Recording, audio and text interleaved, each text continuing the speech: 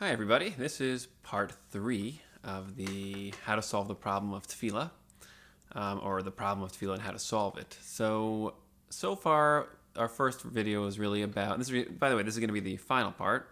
We're going to try to wrap it up with this. I'll just stress as I say that this is not the kind of thing that can be fully expressed in 3 parts, but I think I think we did and we will hit all the main issues and sort of like the direction in terms of solving them. So that's at least included in these 3 parts. But obviously there's a lot more to talk about, and there will also be later videos about the deeper and more detailed elements of this whole story.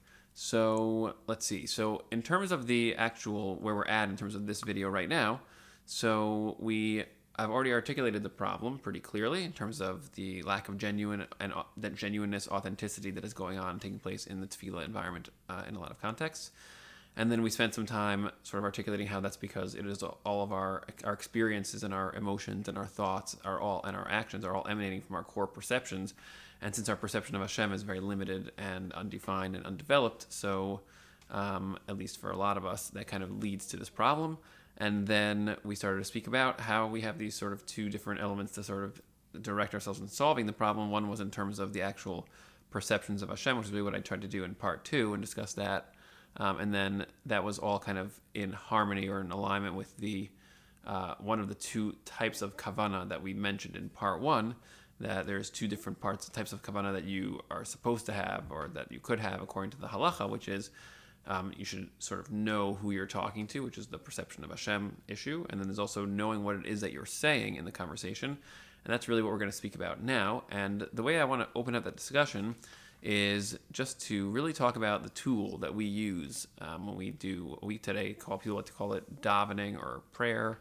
And so the tool that we use is something called the Siddur, depending how you want to pronounce it, your cultural background, whatever particular label of Judaism you tend to associate yourself with. Although, as I mentioned in the first video, those labels have almost absolutely no meaning. The meaning in terms of the actual application to our lives is maybe 5% out of a giant 100% of what Torah life and Jewish, if you want to use the word Jewish life, is really about. But for our purposes right now, so this thing called the Siddur, and I just sort of want to show what that is and what that isn't. And so we're going to start first with what it isn't, and that is that we tend to think about the Siddur as if that actually is the davening. Like, well, if you're going to be doing davening, you got to have a Siddur and you got to be saying what's in there. And then it's like, well, some people can't use it because they don't understand the language or they don't read it well or they don't connect it. So like we have this like lower level default unfortunate phenomenon where they don't use the Siddur, but they're supposed to use it and they don't use it, but they just can't. So that is like a very skewed understanding of what's going on here. It's skewed because the Siddur is not Tefillah. The Siddur is a tool, and it is a tool that is constructed in a certain way, and it needs to be understood carefully in order to actually be utilized to achieve Tefillah. So let's just talk for a minute about what exactly that means. When we talk about Tefillah, so Tefillah is what's called a mitzvah. Now, a mitzvah is essentially, the Torah is filled with all of these ways that you can actually trigger a greater consciousness of Hashem's presence in your life, a connection between you and Hashem. You can live in a way that's more true to yourself. These are all kind of different ways of saying the same thing, and there's going to be many more discussions and videos about what all those things mean. But just for our purposes right now, so mitzvos, translating them as commandments is not super useful. You can think of them as triggers, activities, tools that you can use to create connection between you and Hashem. And then we also, we have like one of those mitzvahs is called Tefillah, and so we kind of already spoke about this a little bit, that Tefillah is the mitzvah that is completely internal. It's called avodah shebalev, and it is only in terms of your inner space. There is no external action that you really do, unlike other mitzvahs that have external elements. So here there's no external element. It's really just an inner process of consciousness, expansion, and connection between you and Hashem that is being developed, and we're going to talk about that a little more carefully also now, but that's what the mitzvah of tefillah is. So when you think about the Siddur, so by definition, the Siddur can't be tefillah because the Siddur is a book, and it's a book full of words. And so if you can experience tefillah without a Siddur, and then you have a Siddur that you can maybe try to help yourself use for tefillah, so then speaking about the Siddur as if it is tefillah, or as if it is, this is the way to daven, So that is a very it's a conflicted kind of almost a self-contradicting type of perspective, because if you, let's, as an example, let's say you're a teacher or a parent, or even just with yourself, let's say you're trying to get yourself or someone else to actually connect to tefillah, to actually experience the mitzvah of tefillah. So you might say some of the things that I'm saying here. You might say, well, tefillah is about creating deeper inner connection with Hashem. It's about self-exploration and expanding consciousness. You could say all those things, and then you can say, and how are you supposed to do that? Well, everyone has to have the siddur open. Everyone has to have their siddur in front of them. Everyone has to be using a siddur. So you're supposed to use a siddur. I should use a siddur. That's what we're supposed to use. So that is a very conflicting set of ideas, and if you don't see the conflict there, so the person that you are articulating it towards will see it. They might not be able to articulate it to you either, but people detect that kind of conflict because they can tell right away that there's these ideas and there's this tool, and the tool is usually difficult to use and it is not easily detected to be in harmony with its purpose, which is to create tefillah. So instead, what happens is people start to associate the tool as if that is the thing that you have to be doing and focusing on. They forget about the real purpose of tefillah, and then they're just stuck with this tool which they don't like or don't connect to or sometimes even hate. And then they're, especially if you have parents or teachers that are sort of forcing students to use the tool, that is a great recipe for kind of undermining a genuine development of tefillah ability. So that's a very important distinction in terms of what the siddur is not. It is not davening. It is not tefillah. And in fact, as everyone knows, if you just look at some of the sources about where tefillah comes from, I think it's a pretty well known, widespread idea, since it's written in the Chumash, that Avram and Yitzchak and Yaakov, who were the sources of at least the way that we do tefillah in a certain sense nowadays, they did not have a siddur. There was no such thing as that, and they actually engaged in genuine tefillah. So the siddur is not davening. The siddur is not tefillah. The siddur should not be referred to in that way. It should be referred to in terms of what it actually is, because that will start creating clarity for people to actually understand how to differentiate these different elements. And again, I'll just stress, this is not a small point. This is like a very big deal, because if you articulate it in a way that is not clear in that way, people start to conflate these two things that are very different, and one will eventually erode and erase the other one. And so it's something which essentially forms people's perceptions of what tefillah is, and then what they associate it with and how they do it. And these things can become embedded in their perceptions for their whole lives. That will be their experience of tefillah, and there's no end to that. So you have to think of yourself, for yourself, you have to constantly be sort of like attuned to and dedicated to a truth orientation in terms of articulating these things in as clear and as truthful and as defining and as honest a way as possible, to convey these things, to avoid that problem of perception, confusion or distortion. So what that means for our purposes right now, just sort of to think about the implications of that, well, if the siddur is not davening and it is not tefillah in itself, and tefillah is this internal process, so the internal process is about me trying to broaden deepen my awareness of myself. So the question is, well, then what exactly is the siddur? Like, what is that thing, and how does it work? What exactly is the tools that are inside of it, and how is it constructed? And so we're going to talk a little bit about that. And I want you just to keep in the back of your mind the entire time that this tool is designed to essentially create and achieve what we spoke about in the first video, which is the meaning of tefillah is to really think of yourself as, well, you have a certain amount of awareness of yourself, and tomorrow you'll have a deeper awareness of yourself, and in a year from now you'll have an even deeper awareness of yourself. What I mean by awareness of yourself is sort of like the amount that you just kind of know yourself, like you know kind of how you're designed, like what your proclivities are, what your tendencies are, how you usually operate, like where you have shortcomings, which things you're uncomfortable with about yourself, what do you hide from yourself, all of this self-knowledge. So you have a certain amount of that, and then that's constantly going to expand over time. And so the process of tefillah is about kind of going inside yourself and slowly trying to push back the walls of your knowledge of yourself. And in doing that, so when you have a certain understanding of who you are relative to Hashem, that is essentially a way to open a door of connection between you and Hashem. And we're going to talk about exactly how that works with the Siddur's tools as we go. So that's kind of like the backdrop that you sort of need to have to understand how to think about the Siddur. So the Siddur itself, it uses a set of tools, really a kind of like a base. It's such a basic set of tools. It's almost like ridiculously obvious how basic it is. But the tools that are in the actual book are words, and so that might sound very obvious because obviously the book is filled with words. That's how the book works, and we're going to talk about the Hebrew part of that in a moment. But the book is filled with words, and we have to sort of explain exactly what words are and how they work. So I'm going to just use like a very brief, like I kind of rip something out from someplace else, which is that if you look at the story of the creation of man, there's two of them in the Chumash, so in the Bible. So the second one, where it appears, talks about how Hashem kind of like breathes this consciousness. It says, "Vayipach be'apav nishmat chayim," that Hashem kind of like blows into his nostrils like the breath of life. That's what we translate the word nishmat. That's from the word nishama. And that essentially is referring to Hashem kind of like extending consciousness from his own consciousness and sort of like funneling it down into a more limited format into the self, into the person, into the creature that he just generated, that we call in the story Adam. So that's Adam, to use the English version of that word. So he breathes that consciousness into Adam, and then when he does that, so there's a translation from 2,000 years ago by someone named Onkelos, who explains that what that means is that now Adam became a creature that is able to speak.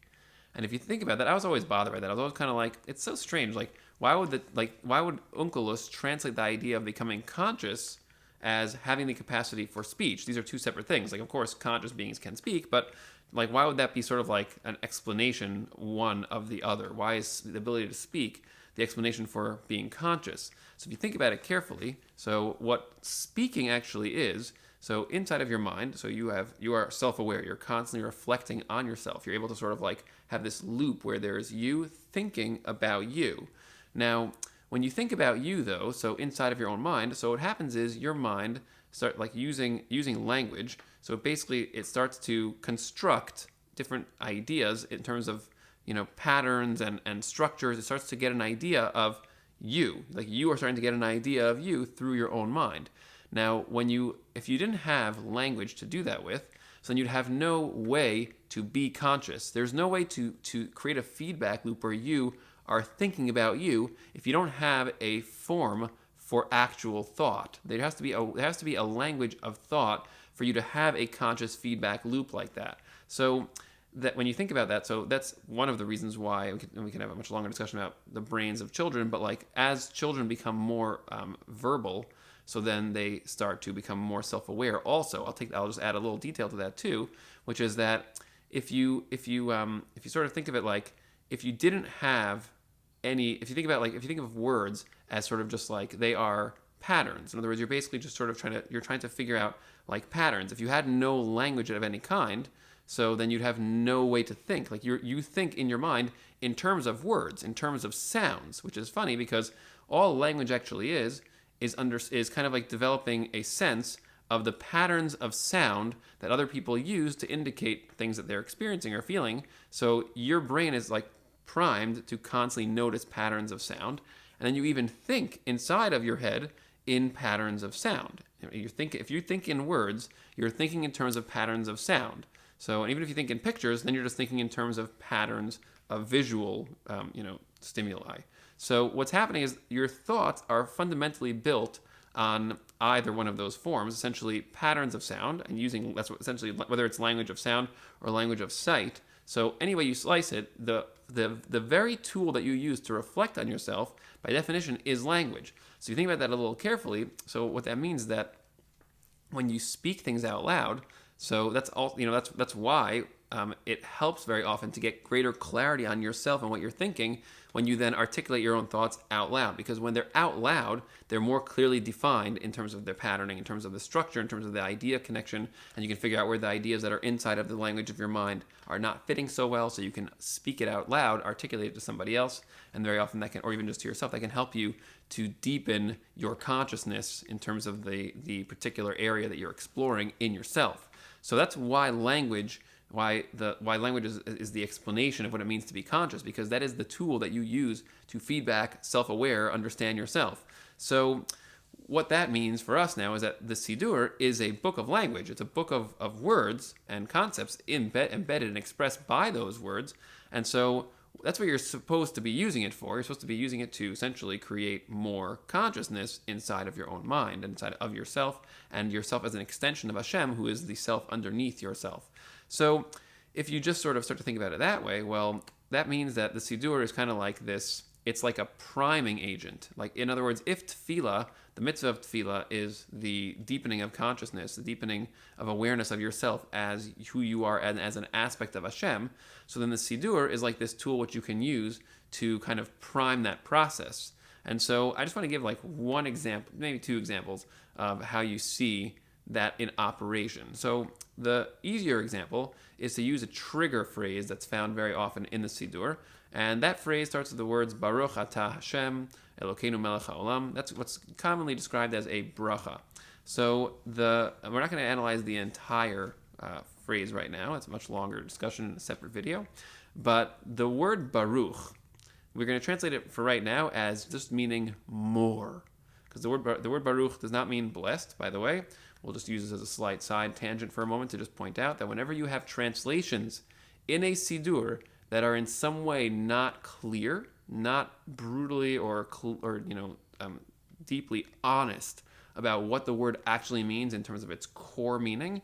So having a substitute word for that is literally educating people to think in ways that are both false objectively, intrinsically, in terms of the idea, but also therefore counterproductive. Because think about the difference between saying the word Baruch means more or means blessed. See, those are two very different things, because blessed, it's very hard to define for many people what that is even talking about, some kind of religious idea or something. But the word more is pretty clear. And if you say Baruch Atah Hashem, it means more you, Hashem.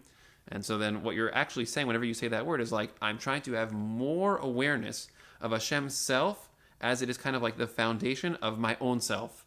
And every time you say that phrase, that's like a trigger to like help your mind now do that process. And when your mind uses that phrasing as a trigger in order to do that, then it's actually now going into a state of tefillah. Because if tefillah means that you're constantly deepening your awareness of your own connection with Hashem on the internal level, so then using words to kind of cause your mind to do that, that is the literal meaning of tefillah. So meaning the internal process is tefillah, and the words are the tool that you're using. So I'll just mention and point out, if you look in the Gemara, and other places, so there's like a description of the process of when brachos were kind of created and written. Brachos means these types of Baruch Atah Hashem syntax tools. So they didn't have them until like 2,000 years ago. Like these are things that the masters of the times, 2,000 years ago, consciousness masters, we call them the Chazal, the Chachamim of the times. So their whole, many of the things that they contributed, which were all predicated on their constant obsession and focus on truth and understanding and consciousness depth. So they came up with all these tactics to help us keep that going and stay on track with that, which today many of those things are no longer even understood in the context of what they were for. But for our purposes right now, in terms of just the bracha as one example of that phenomenon, so a bracha it was designed, every word in the line, Baruch Atah Hashem, like those words all are said so often that they sometimes lose their meaning. But like, if you know what that phrase means, it is like an incredibly powerful primer for actual true tefillah. So that's why it was created. And before that time, so people actually had an ongoing ability to, and that was part of the culture of our people, of this entire giant family that we're all part of. That was the culture of the people, was to actually be consciousness expanders and oriented towards deepening their awareness of themselves as aspects of Hashem's larger self. That's literally what our whole lifestyle is about. So then at a certain point they started to, it started declining, and then Chazal, the Chachamim of the time, they started to create these tools to help people stay on track with that. And now we even are at a point where the tools are so forgotten that they're just not even being used for that. So that's really why I'm making this video right now. So that's one example, that phrase Baruch Atah Hashem. And that's really, it really kind of, I think, captures the idea of what we're trying to do here. So that's going to be our main example to sort of focus on. And so just to sort of build on top of that, so if you look at the rest of the Siddur, so you have all these different types of language going on. And here's where the real problem begins. If you don't speak Hebrew, and you don't read Hebrew, then you have a natural barrier in terms of using this tool to achieve tefillah. It's just an obvious problem. So there's only a few ways to solve that problem, and I'm going to just describe what I think are good ways and bad ways here in terms of utilizing this tool. If you have a Siddur and you don't speak Hebrew or read Hebrew, but your Siddur is translated into English, that might seem like it's a very naturally good solution. But if you recall what we just said a minute ago, if the translation is not nuanced and deep and clear, then you will not be able to use the Siddur for its purpose. Because remember, it's not enough just to have if you think of the Siddur as like, well, this is, like we said in the beginning, this is davening. The Siddur is Tefillah. This is davening. This is what you have to say. You got to say these words. And that's it. You got to say them. And you have to sort of just hope that one day you'll actually connect to it. So as I mentioned in part one, that's, that's like a recipe for nothing, because you can't just hope that these types of problems will solve themselves. They don't solve themselves. There's a path you have to understand the problem, and then you can start to solve it. So if you're using the Siddur and you're just kind of like, well, I can just say all the things in English, is that good? Did I do what I was supposed to do? The answer is, well, no, because the purpose of the Siddur is to help you to do tefillah. So like, is it bad to say the words in English in a translation that is very, very inaccurate and therefore also usually distorting of the words themselves and therefore not effective to create internal tefillah? I mean, that's not so. You could be doing much worse things than that activity, but it's not going to get you very far, and you're certainly going to feel dissatisfied with it. And over time, you'll move away from it and start feeling like it's not doing anything for you. So that's obviously not a functional possibility. So when you start having words that are in the translation, like the word, let's say the word Elokim or Elokeinu, you translate that. You find a translation that says the word Lord. Okay, so that's a huge problem. That is like a problem that it's monumentally gigantic. Because when you translate the word Elokim as Lord, so Lord, I don't even know what the word Lord means. It's someone who has power, high ranking, like maybe like someone in England, like I don't know what that's referring to. But the word Elokim is like a very specific word that is designed to mean something very specific and profound, and something which you can immediately relate to and understand. And like when you understand what the word refers to, and it's like then every time you say that word, it means that thing to you, and it triggers a cascade of thoughts that help you to expand your consciousness of yourself. I mean, that's like a hugely important thing. The word Lord doesn't do any of that. So like, what do you like? So you're thinking, but I said the word Lord instead of the word Elokim, so like I'm still saying what's in the Siddur, and so now I'm doing what I'm supposed to do. That is a completely that's like missing the mark in terms of what's going on here. So again, is it terrible to do that? It's not terrible. It's not like it's a bad thing, but it's just not going to get you where you want to go. So, and it's not solving the problem. So, using a translation of a Siddur that is not carefully designed to actually convey what the Siddur is essentially a recipe for failure. And certainly trying to convince people to use it in that way is also a recipe for failure, because you're literally getting it's like a 2-for-1 deal there. You're not only are you giving them a poor tool, you're now kind of forcing them to accept this is the way to do it, and then they're kind of stuck with this, like it's like a guilt factor, like, well, A, like this tool doesn't work, but B, if I don't use it, then I'm not doing the right thing, so I have to use it, so this is just what it is. And that becomes their conception of Tefillah and the Torah and these ideas and who Hashem is and the Lord. Do you serve the Lord? Do you believe in the Lord? These are all terminologies that are embedded in translations. So this is not a small problem. So therefore, using a translation is not the solution to this problem. So I would just like to recommend or argue this is an effective possibility of how to solve this problem for an individual. And that is essentially to learn a lot more about who Hashem is, like we said in part 2. There needs to be 2 separate things going on in a person who is trying to develop him or herself in terms of the mitzvah of tefillah. One is you have to work on the actual tefillah side, which is you need to learn more about Hashem, you have to learn more about who you are, you have to understand what tefillah is supposed to be doing and how it's supposed to work, and that's the tefillah side itself. And then on the Siddur side, so you have to do 2 things. You have to try to learn more Hebrew, which we're going to speak about that in 1 second, but also it's that way you can use and you start linking the concepts that you learn about Hashem to the words, like just the name Yud Kei Vav Kei, Hashem's name, and also the name Elokim, and just the phrase, just learning the phrase, what the meaning of Baruch Atah Hashem Elokeinu Melech HaOlam, like what that phrase means, and linking the deep concepts that every word of that represents to the actual words in that way will, and every day you just say those phrases in the Hebrew just to like use them as triggers to help you actually create the tefillah that you have learned about. That's already like a huge game changer. So that's a good way to start learning the Hebrew in that way. And then there's also lots of things you can say in English that are your own words that are designed to help you trigger the actual tefillah process. So if you know that there are certain types of ideas, like I have a friend who recently asked me about a song that he loves, and he said he's like, when I listen to this song, it really helps, it like makes my mind go into that kind of place. So I was like, well, then you should maybe learn, like you could learn how to play that song and sing it from your own inner self, or you could try to write your own songs like that. That's exactly what David HaMelech did, like King David is. He literally did exactly that process. And you can try to use those. And again, you want to always constantly, you want to do that and like say things with your own language that will actually create that kind of process. And you couple that with actually learning more in terms of the Siddur itself, because the Siddur is like, it's a primary tool in the sense that the words are super profound, and the word Baruch is like a super profound word that will do a huge amount of cascade, movement inside of your mind in that way, inside of yourself, to create that kind of real tefillah process. So you want to develop that tool, and you also want to make sure at the same time as you're developing that tool, you have to keep using your own tool to keep yourself rolling in terms of your own real tefillah process. You got to do both. So it's like three things. It's like the Siddur, your own language, and also learning about tefillah and Hashem in a deep way, and kind of starting to string and link all those things together. That is the process that each individual really who's struggling with this type of problem, in my opinion, needs to go through. And that also should be taught, in my opinion, in that way. In other words, you're teaching in a school or you're trying to work with your kids. Like it needs to look like this. It's like if let's say you're in your school, and you have a tefillah group that you are in charge of. So then you're going to want to take. Let's say you have 45-minute slot for tefillah. So you're going to want to break it into parts. You're going to want to make sure that you spend some time teaching about what exactly tefillah is, who is Hashem, like who are each of these people, like how to connect those things in a deep way. And that's like a daily thing, 15 minutes, let's say, of just talking about that, 10, 15 minutes. And then you also want to spend some time actually having them engage in the process of tefillah using words, their own words. And also want to teach them about things that are in the Siddur that are built and tied to both of those other processes, like how their own words might actually be able to be found in the Siddur in a certain way, and how the tefillah concepts are also linked to that. And then you spend, that's how you basically teach people how to use the Siddur to create real tefillah. And that's like a very, I think, integrated and holistic way of thinking about this. So that whole structure really, I think, is the pathway forward to solving this problem.